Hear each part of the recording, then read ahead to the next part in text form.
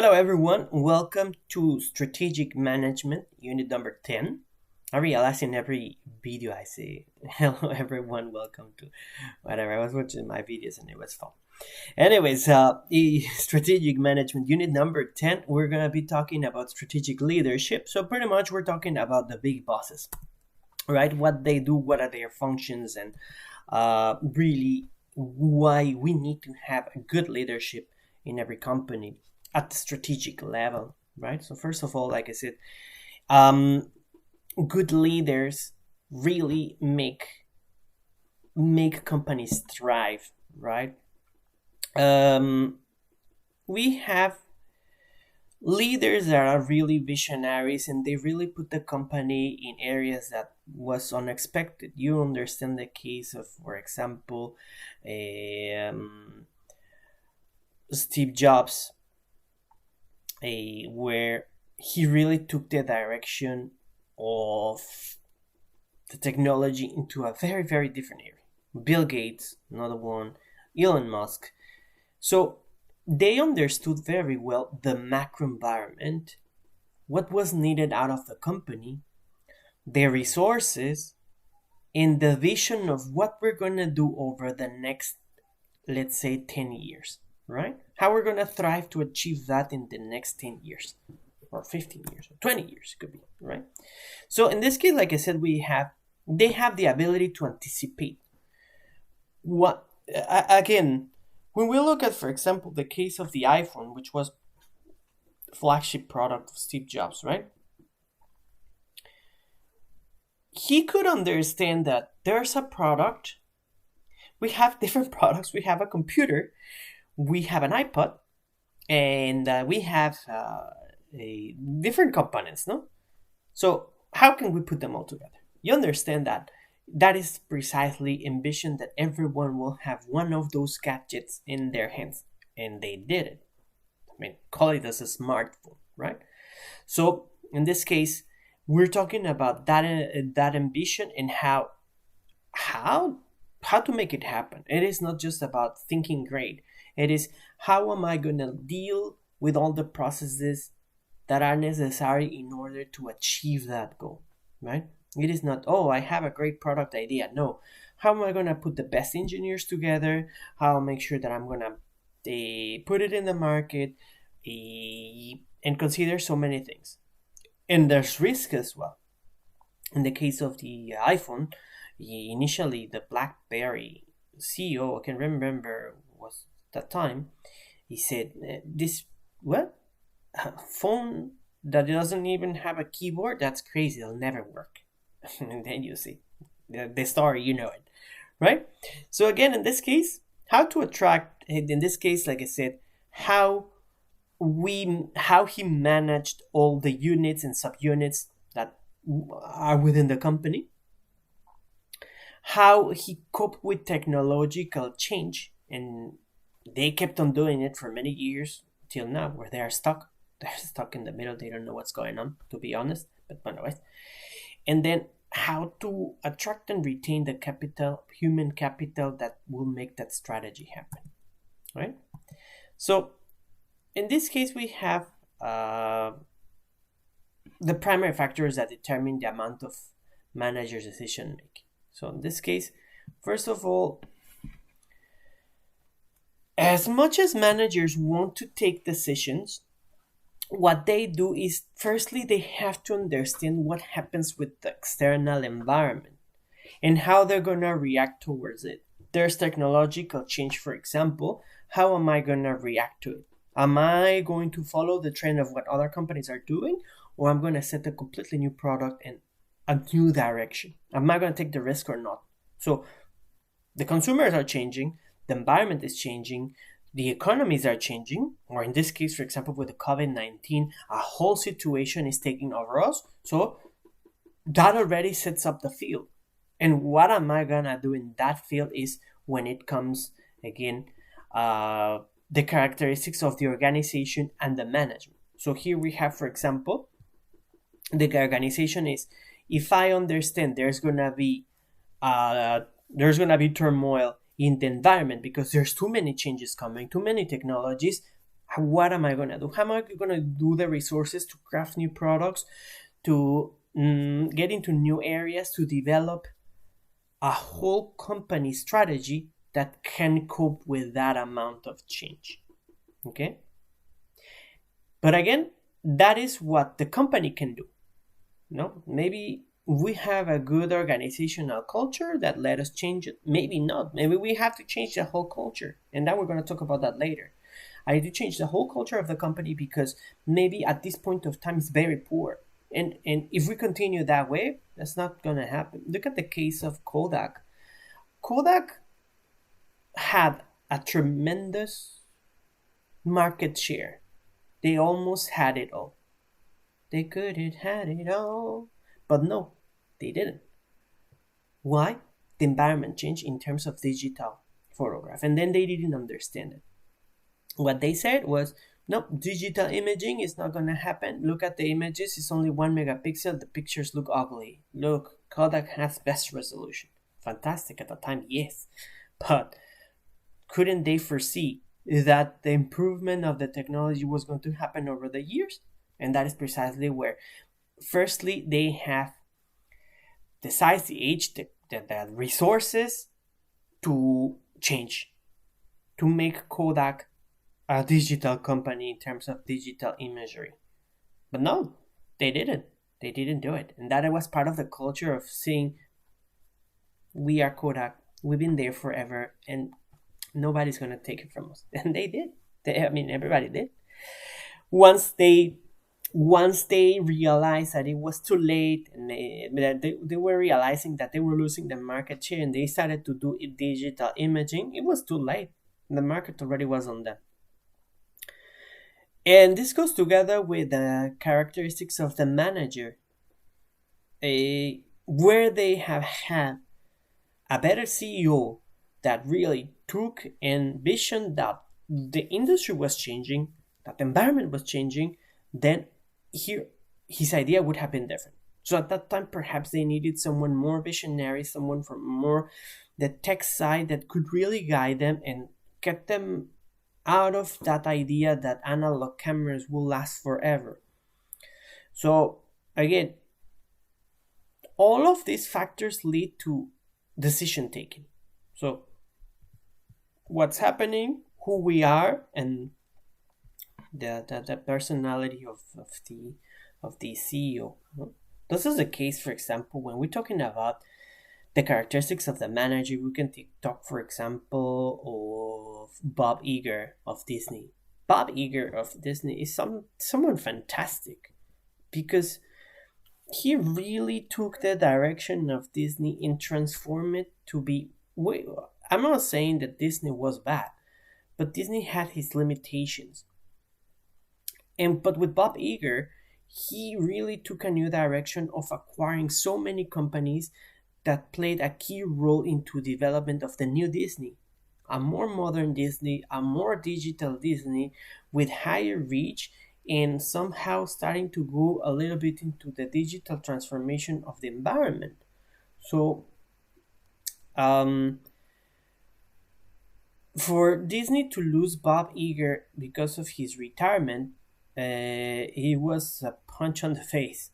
And actually, they had to call him back because in the end, the transition was not good, right? He had too much information, too much power, and he knew too much to just let go, and that's it, right? So in this case, when we're talking about the role of top-level managers, we have to understand that it could be the CEO making decisions, but many times there's also a board of directors. This board of directors has the intention of limiting the power of one person. So that means I'm a person that takes bad decisions.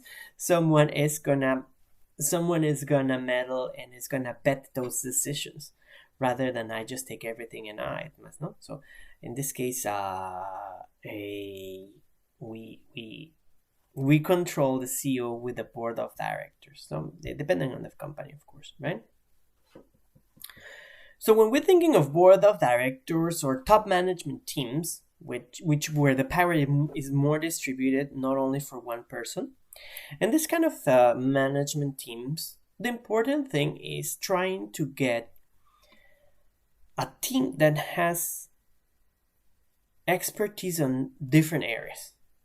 So if we have a team that is focused on a top managerial team that has all strength in marketing, then the company is still going to take a direction in terms of marketing, and that's it.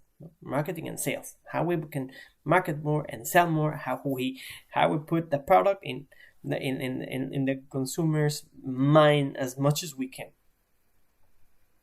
But we think of adding to the team an expert on industrial engineering, then he may talk about reduction of cost of production. Then already get started different. We have an expert on finance and management of assets and risk. Then he's going to add flavor by saying, yeah, we need to cut costs in these areas, in this and this and this and this. So when we have an heterogeneous team, we bring expertise from so many sides, and that's fantastic. But because in the end, it leads to more creative ideas. It creates debate in a proper way, or sometimes not in a proper way. Sometimes bosses that want to focus on marketing and then others that want to focus on cost reduction. So, but in the end, someone has to give up and have to do what is best for the company, right? So, anyways, heterogeneous teams work very well because they can provide multiple views, right? Very good. So in this case, like I said, I'll just mention it before. Like I said, we have CEO, which is more centralized into one person, and then we have the board of directors. In this case, also the CEO and the board of directors can be controlled both by the CEO. This is happening less and less because many companies have realized that there's too much conflict of interests. Case of Carlos Ghosn and Nissan. So for him, we don't really know the truth because there were so many issues with Nissan and Renault. They say that the Japanese side didn't want to have any more foreign CEOs and so on, but hard to say. So in this case, anyways, he had too much power, and supposedly he took some funds of the company for his personal purpose because he had too much power and he was able to abuse it due to the CEO duality. But again, this is changing. Many companies are starting to remove that power from CEOs. And now again, the environment is changing. CEO sounds like a great leadership in terms of strategy, but nowadays CIOs, in terms of the chief information officers, are having not strategically the hand, but operationally with technology, they know what to do. So they are becoming very, very, very strong. Okay, so we have to think of who to hire. Someone that works inside or someone that works outside. CEO from another company or CEO from this company. And the answer is not easy. The answer is pretty simple as, what do we want? We want someone that already knows the company in and out, yet it may end up in having strategic inertia. We just want to continue what we're doing and no changes. Or we want someone from the external market, from another company, that brings a new dimension to the company. That says, okay guys, listen, I've been working at Tesla, and in Tesla we do things differently, so we're going to take more of an approach of that, right? So how does that work, right? So sometimes it's successful, sometimes it's not, right? When they bring CEOs from other products. There was a case, for example, I think it was in JC Penney. They brought external CEOs, and it was a failed strategy. And now I think, they filed for bankruptcy, but I don't know how they're doing nowadays, right? So the CEO that came in really didn't understand how the company was working, and they had so many changes of CEOs throughout a very short period of time. I mean, I can say throughout 10 years there were changes in the top management on and off, and that caused more trouble. So anyways, like I said, what do we want to do? Internal, stable strategy, and stable strategy with innovation, or we want to change. External means we're going for something new, something more ambitious, and yeah, right? So anyways, that one I already explained. Okay, very good. So what do managers do? What is top managers do? So in this case, again, a they take directions in terms of where the company is gonna go over time, set the goals, use their resources. Here we have mostly three things. First of all, managing the firm's resource portfolio. That is one of the key decisions that they do. They have to understand what are the core competencies of the company in terms of assets, financial assets, tangible, intangible, what we have, and like chess, where we're gonna put that, right? In this case, for the human capital and social capital, who are our employees, how we're gonna use them, how we're gonna groom them, and how we're gonna make them excel. Case of Richard Branson of Virgin, a CEO that understood very well that his major asset in an airline are his employees. So he says, his saying is train them so that they can leave, make them happy so that they can stay. Simple as that. So he is a CEO that is very conscious of his employees and understands that they provide the value in that service, right? And that's their action. That creates a culture, an organizational culture. The organizational culture of Virgin is of we listen to you, you do your things with passion, we train you, we groom you, we love you, right? And then that is it. It's a great idea because people is committed to work for them, right? That is also goes together with in this case for Richard Branson I really like him as a CEO. No, he really thinks in different ways. He walks through the company, asks things to employees, to customers, and he's a risk taker because in the end he's an entrepreneur.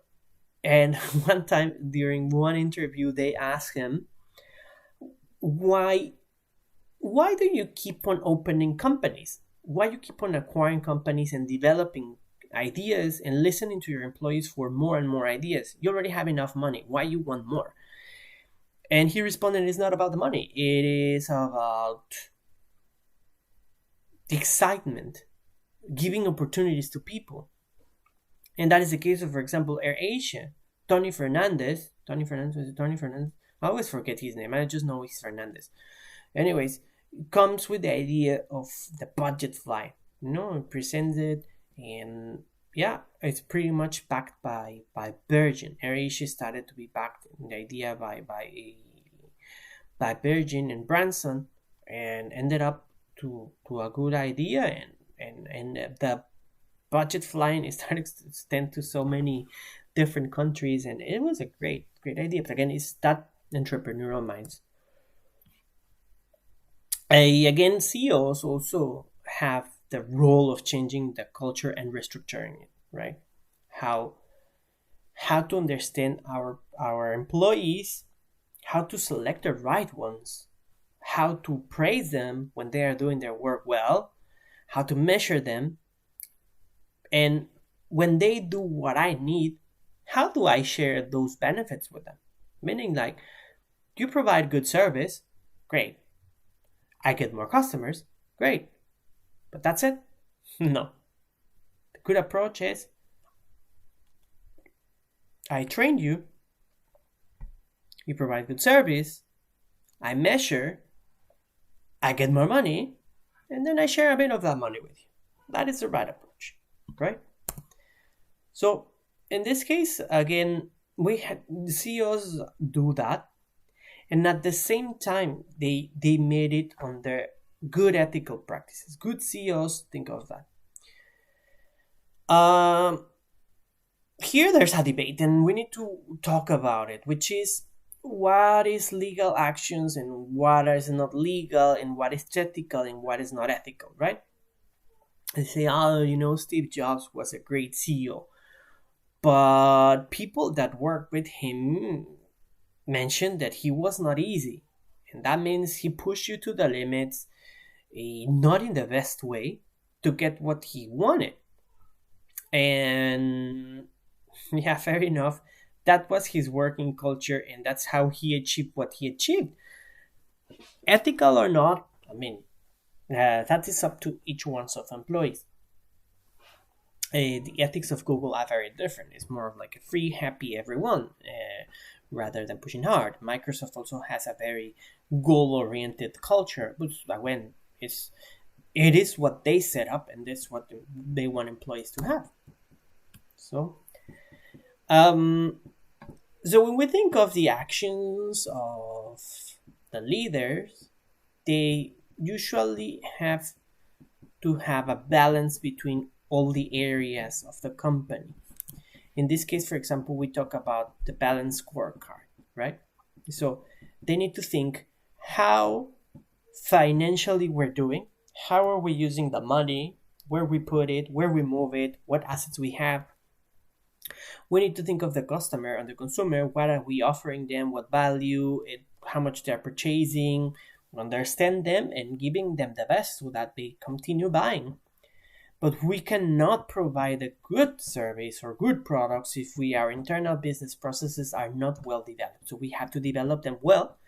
And that means learning and growing, grooming my employees, learning from my mistakes, and improving constantly in my operations and my processes. Simple as that. So as we see in this unit, managers are a key role to the company, and choosing them wisely and having someone that has a good vision will definitely lead the company to be successful. Okay, so that's it for today, and that's it for all the units. Thank you so much. If you have any questions, please let me know.